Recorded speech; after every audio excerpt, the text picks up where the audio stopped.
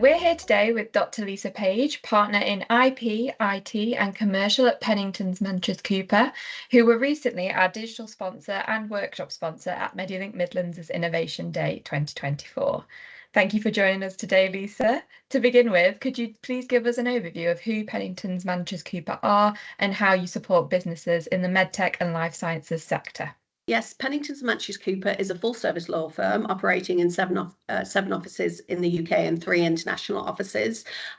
We provide services to businesses and we have a specific sector focus.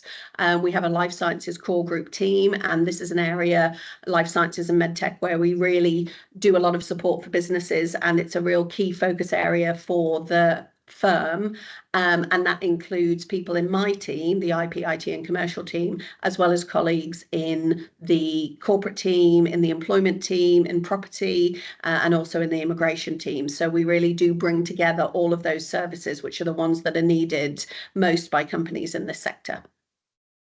Brilliant, thank you very much. So Innovation Day is our flagship conference and exhibition. As a workshop sponsor, you presented on IP and contracts, creating value, not chaos. And can you just remind us of your key takeaways from that workshop? Yes, it was a great opportunity to present at Innovation Day, and it was a packed audience that I was presenting to.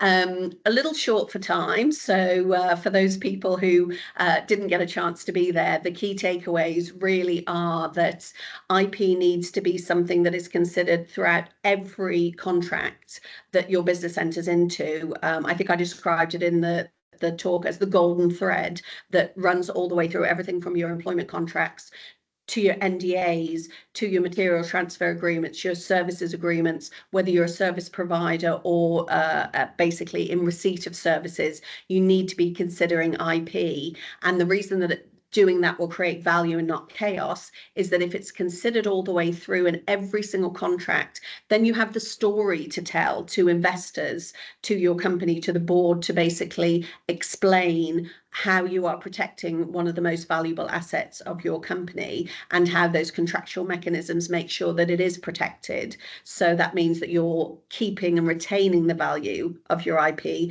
rather than through potentially inadvertently letting it go through bad contract management. So as I said, that was the real key takeaway. Thank you, and it was a really interesting talk. It was brilliant. So I guess what opportunities can Innovation Day plus other sector focus events bring to organisations in the medtech life sciences sector? I think the opportunities are sort of twofold. I think obviously there's a lot of information that's provided with talks like the talk that I gave, plus other talks, finding out about what's going on in the ecosystem, finding out about new opportunities to basically get funding.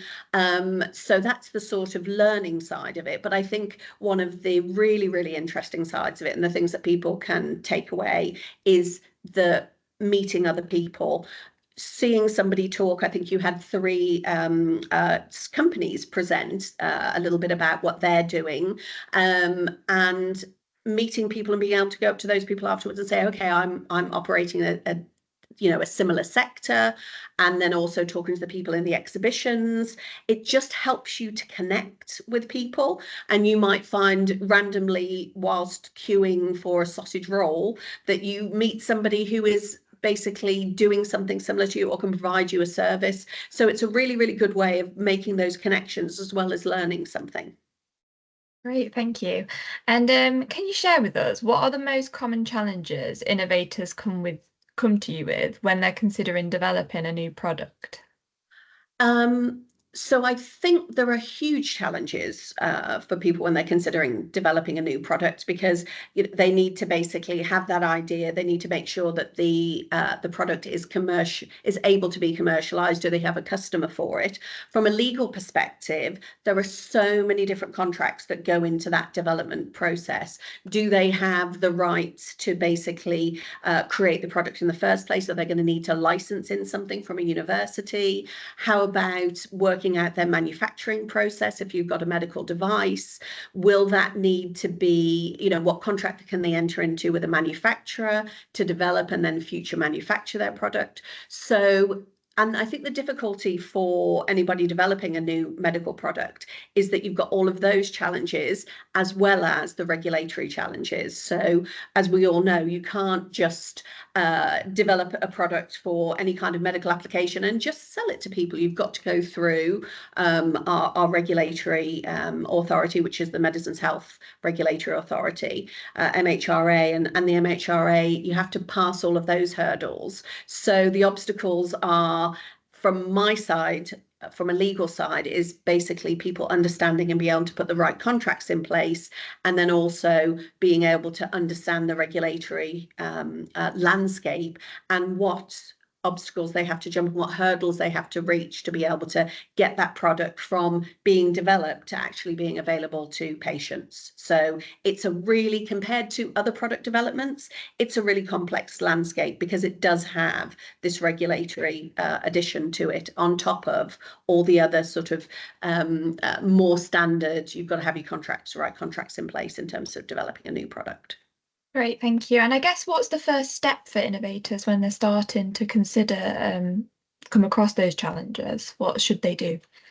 So I think one of the most important things for them to do first is think about their intellectual property. And I think I covered this a little bit in my talk. You want to be thinking about, what is it that I have got and how am I going to protect it? If you have something that is an invention, you'll be looking at creating a patent. If you have something that is just, a process of doing things or pulling certain things together to basically make a product, but you don't think that it is suitable for a patent, how are you going to protect that? Maybe you just need to be very careful and treat it as almost like a trade secret and not let anybody know. So I think one of the most important things first is to make sure that you know what IP is going to go into your new product. Is it software? Is it copyright? And also something that some people miss is, do I need to trademark this? People think that just because they have named their company something like Medilink, just because you name something Medilink, you have to basically register a trademark to stop someone else using that same name. So it's all, to me, about taking that first step, thinking about what your innovation is, what your product is going to be, and how you're going to protect that. Brilliant, thank you. And finally, Penningtons Manches Cooper is part of the Medilink Midlands patronage, which are a group of prominent organisations who make a valuable contribution to the medtech and life sciences sector. Could you share with us some of the benefits of being part of the membership community? So as a PMC, we've been a member for a few years now, and a little bit like the benefits for people coming to the events, the benefits that I think we've really seen through being a patron is that connecting with other organisations that are working in the same space. Sometimes it's about connecting with an organisation that we may be able to work with. Sometimes it's simply about sharing best practice and learning a little bit more about what's going on across the ecosystem. Because when you're working in something like life sciences and med tech, actually knowing what's going on is incredibly important, because then you can share that. And also for my clients, sometimes I might be talking to somebody who works in, for example, IP insurance.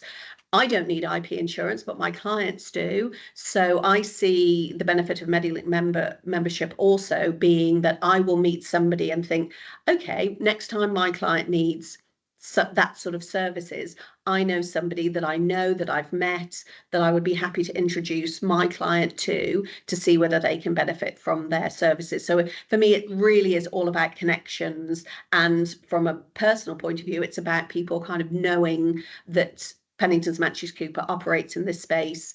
We really focus on life sciences. We have that proper technical expertise to be able to help people. So it's that combination, connections, and quite frankly, raising profiles so people know who we are. Brilliant. Thank you very much. It's been a pleasure to speak with you.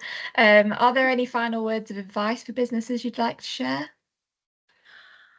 I think probably the final word of advice is that not seeking lawyers at an early stage can be a very expensive mistake.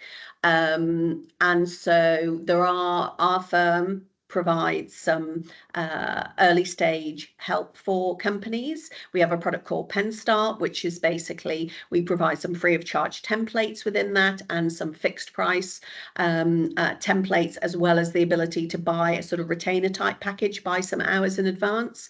So I would say you might think that we're expensive, but have a look, because you'd be surprised at how much advice that you can get to just set you on your way in the right way, in a legally compliant way that will avoid those expensive mistakes in the future. Brilliant. Thank you very much.